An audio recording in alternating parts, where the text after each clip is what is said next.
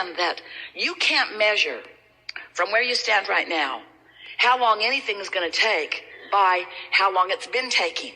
Because that was then and this is now. And because then you didn't know what you are knowing now. In other words, don't compare how long something will be. It is not about time. It's not about anything other than what you are doing with your vibrational alignment. It is simply what you are doing with your beliefs in relationship to your desires. When you desire something that you believe, there's no time between the vibrational accomplishment of it. But when you want something and you doubt it, there's as much time as you continue to doubt it. Sometimes people will say, well, how long will it take me to get from where I am to where I want to be? And we say, as long as it takes you to stop doubting and start believing. And they say, well, how long will that take? As long as it takes you to stop doubting and start believing. Well, how long does that take? Well, it takes as long as it takes for you to stop doubting and start believing. Well, how long does that take? And we say, it's really a variable. But it has to do with how conditioned you are at focusing on what is, and how willing you are to focus upon the vibrational what is. As humans, most of you, we love you so much, but you give most of your attention to things that are occurring. In other words, you are reacting mostly to the circumstances around you. So most of your vibration is in reaction to what is.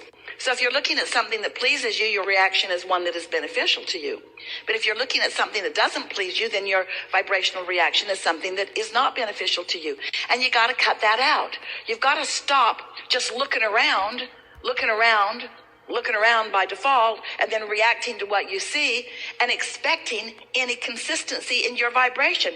You have to figure out how to be consistent in your vibration.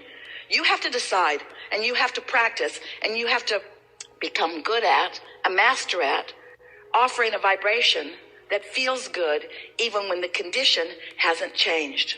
You have to stop letting your vibration be about what is.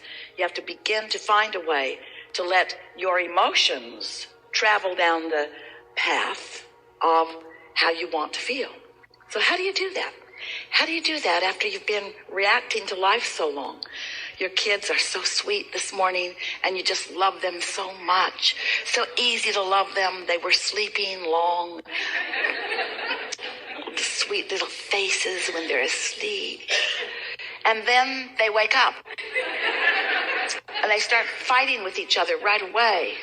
And you can hear the drama and the trauma all around the house. And you put your head down on your desk and you think, kill me now. And now you feel different than you did about them when they were asleep. And that's not cool. Because you got to figure out how to be consistent without asking the conditions around you to change. Because you can't control the conditions around you. You know that if you've got kids. You cannot control the conditions around you. And the harder you try to control the conditions, the more you give up your life for something that never gets you anywhere. In other words, there's a way easier way to go about it. You can find a way to feel the way you want to feel regardless of the conditions. And that's what unconditional love is. That's what unconditional alignment is. That's what unconditional clarity is. That's what living in the sweet spot is. That's what practicing the art of allowing is. That's what being in the sweet spot and watching what feels to others like the magic of the universe swarming around you and providing for you this perfect ride. You are the creator of your own reality, which means you are the keeper of your own vibration, which means you are the focuser of your own thoughts. But the way you figure out how to focus your thoughts is by understanding that there is a relationship, a vibrational relationship between what you're thinking right now and what your inner being is thinking right now about the same thing that you're thinking about something right now. When you focus upon something, the whole of you is focused upon it too. And the whole of you has a perspective about what you're thinking about.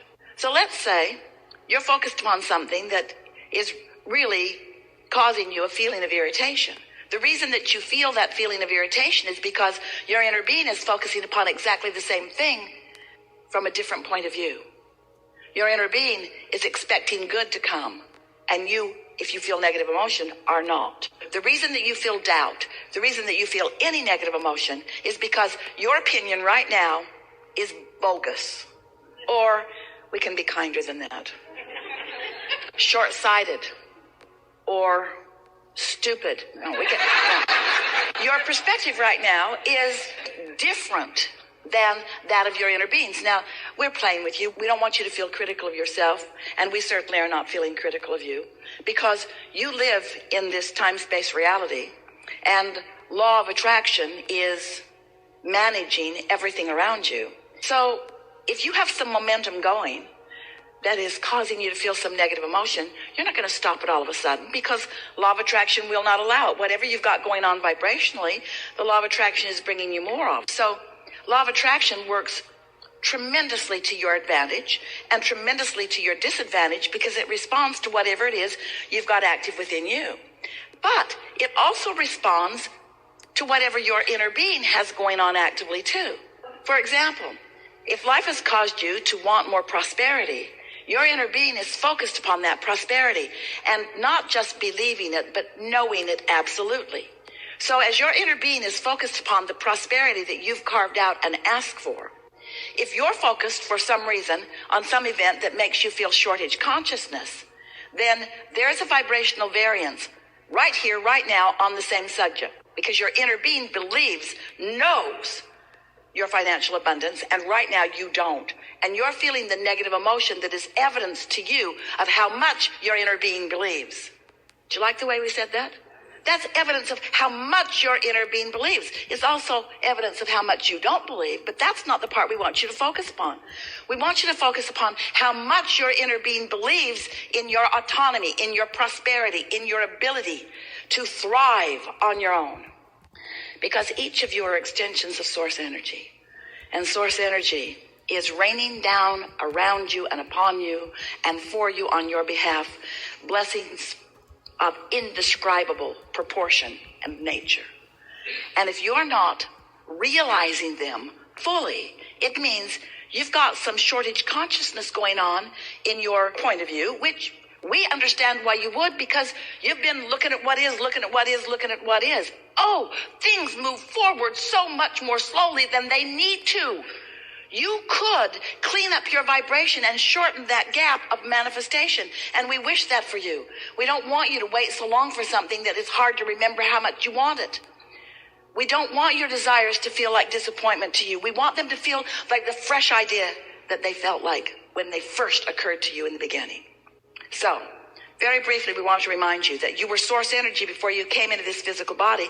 And even though a portion of your consciousness is projected here into the personality that you know as you, the larger part of you still remains non-physically focused and holds a vivid personal perspective of you and yours. So here you are in this physical body, doing what you came to, out here on the leading edge, sifting and sorting and coming to your personal important preferences about what you want. So you know what you don't want, and you know what you do want, and you know what you don't want, and you know what you do want, and you know what you do want, and you know what you don't want. And you're carving out of this contrasting experience your idea of how life would be better for you. And so you are creating, adding to this vibrational reality, and the source within you loves the ideas that you are sending forth and stands in the vibrational beingness of every evolutionary idea that you flow forth. So here's this vibrational version of you. It's so real, we wanted you to know that it is real. We gave it a name. We called it the vortex.